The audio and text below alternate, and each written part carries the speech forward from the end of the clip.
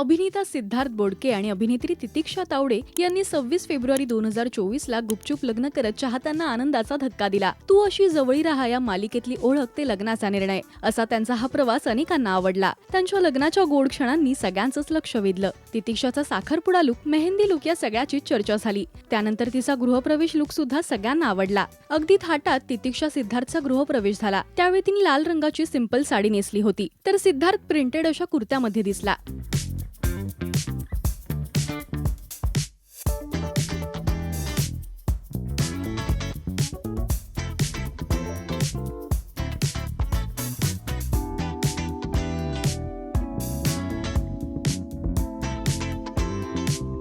अनेकांनी या जोडीचं कौतुक केलंय.